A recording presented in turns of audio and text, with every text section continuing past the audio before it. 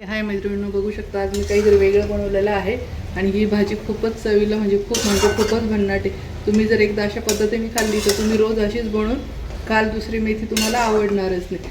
चला तर मग वेळ न वाया घालवता झटपट रेसिपी पाहून घेऊया। आणि ह्या अशा रेसिपी मी दाखवण्याचं कारण की आपण बर्गर पिझ्झा वगैरे असं काही पण पास्ता दाखवू शकते, मैद्याच्या वस्तू पण दाखवू शकते, पण हे जे आपल्या घरातल्याच भाज्या वेगळ्या पद्धतीने जेव्हा खातो तर त्याच भाज्या खाऊन बोर होतं। पण असं काही वेगळं केलं तर हे मुलांसाठी सगळ्यांसाठी हेल्दी पण असतं आणि घरच्या भाज्या वेगवेगळ्या पद्धतीने त्यांना भेटल्या तर मुलं आवडीने खायला पण लागतात, खाऊन खाऊन बोर होत नाही। तर चला तर मग झटपट वेळ न वाया घालवता आपण आता याची रेसिपी पाहून घेऊया।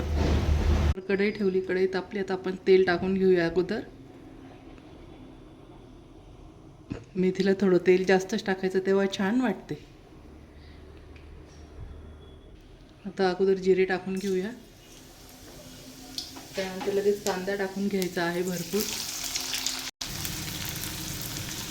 1 चमचा लसूण टाकून घेतला आहे कुटलेला, अजून थोडा टाकून घेऊया, अजून थोडासा लसूण टाकून घेत आहे। इथे मी 1.5 चमचा लसूण कुटून टाकलेला आहे या चमच्यानुसार।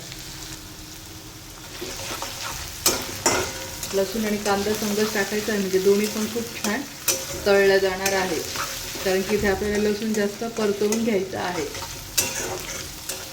आणि ह्या भाजीला लसूण थोडा जास्तच टाका, म्हणजे लसणाच्या 2 मोठ्या कांड्या टाकायच्या आहे याच्यामध्ये, एक नाही। जेवढा लसूण टाकाल तेवढी ही भाजी चविष्ट लागणार आहे। आणि लसूण कांदा हे कांदा जास्त पण एकदम ब्राऊन नाही करायचं आहे, त्यामुळे कांदा आणि लसूण टाकायचं। आता बघा माझी हिरवी मिरचीची पेस्ट मी तुम्हाला शिकवलेली आहे कशी करायची। आता हा डब्बा पूर्ण संपलेला आहे, फक्त थोडीशी राहिलेली 1 चमचा, पण संपली तरीसुद्धा तिचा कलर तुम्ही बघू शकता, ते किती हिरवागार आहे। ज्यांनी पाहिली ते ठीक आहे, पण ज्यांनी नसेल पाहिलेली तर त्यांनी हा हिरवी मिरचीचा पेस्ट बघू शकता। आणि किती दिवस झाले तरी आता संपली तरीसुद्धा त्याचा कलर तसा आणि तसाच राहतो। आता ही पेस्ट टाकून घेऊया। आता ही पेस्ट सर्व टाकून घेत आहे। तुम्ही तुमच्या हिशोबाने टाकायचे आहे। तुमच्या मिरच्या फिक्क्या तिखट कशा आहे, या मिरच्या खूप तिखट होत्या त्याच्यामुळे मी इथे 1 चमचा टाकून घेत आहे। बघू शकता मैत्रिणींनो, पूर्ण डब्बा खाली झालेला आहे। हे सगळं तुमच्या समोर आहे आणि मी मागे पण 1-2 व्हिडिओ दाखवलं होतं की कलर बघा कसा राहतो। मी जे दाखवते तेच असतं, खरं असतं की दाखवायला एक आणि करायचं एक असं नाही। तुम्हाला सगळ्यांना माहिती, ज्यांनी माझा व्हिडिओ पाहिलेला आहे ह्या हिरव्या मिरचीच्या पेस्टचा रेसिपीचा, तर कलरही तेव्हा मी सांगितला आहे कसा राहतो आणि कसा होता। आणि आता बघून घ्या, तुमच्या समोरच आहे, डब्बा खाली झालेला आहे तरीसुद्धा त्याचा कलर मिरचीचा कसा होता। आता हे पण छान आता परतून घेऊ, मिरचीचा कच्चापणा जाईपर्यंत। आता यातलं की शेंगदाण्याचा कूट टाकून घ्यायचा आहे। 1 जुडी असेल तर छोटी अर्धी वाटी शेंगदाण्याचा कूट घ्यायचा आहे। हे पण छान याच्यात तळून घ्यायचं आहे। आता आपली भाजी हिरवीगार म्हणजे संध्याकाळपर्यंत ही भाजी राहिली, शिळवी झाली तरी तिचा कलर बदलायला नको। हिरवीगार राहण्यासाठी आपण जेव्हा ही फोडणी देतो तर मेथीच्या हिशोबाने आपण मीठ टाकून घ्यायचे आहे। थोडं कमीच टाकायचं आहे, कारण की पालेभाज्या जेव्हा शिजतात तर त्या एकदम कमी होतात, कोरड्या असं जेव्हा कढईवर राहतात आणि नंतर एकदम थोड्याशा होतात, त्याच्यामुळे कधी पण मिठाचा अंदाज ठेवा। आणि मीठ यातच छान असे परतवून घ्यायचे आहे।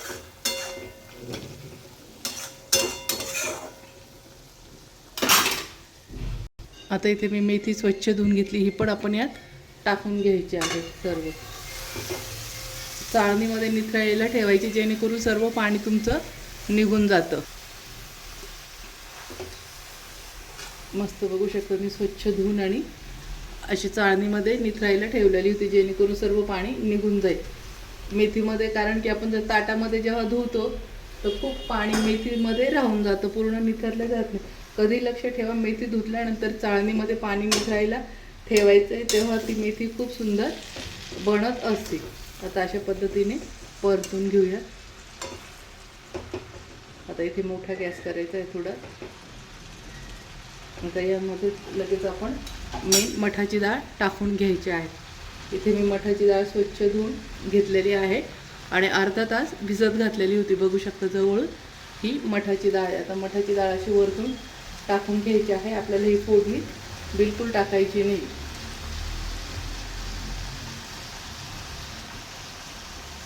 इथे मी अर्धी वाटी मठाची डाळ घेतलेली होती. मेथी आता छान एकदम खाली बसत आलेली आहे आणि ही डाळ आता आपण वरतून टाकलेली आहे. आता याला पलटी करून घेऊया. इथे मी गॅस मोठाच ठेवलेला आहे, कमी केलेला मंद आचेवर करत नाही, मोठ्याच गॅसवर करते.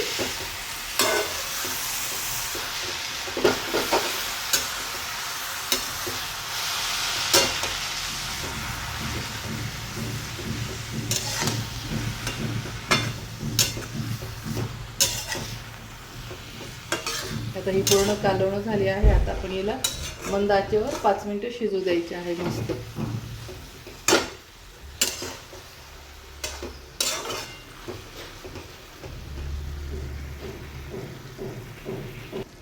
आता आपण याच्यावर झाकण वगैरे ठेवायचं नाही, बिना झाकणाचीच ही शिजू द्यायची आहे. आता 5 मिनिटं आपण अशी शिजू देणार आहोत. मस्त बघू शकता आपली भाजी किती सुंदर झालेली आहे. अगदी 5 मिनिटात होऊन जाते. आणि डाळ पण बघू शकता किती छान अख्खी.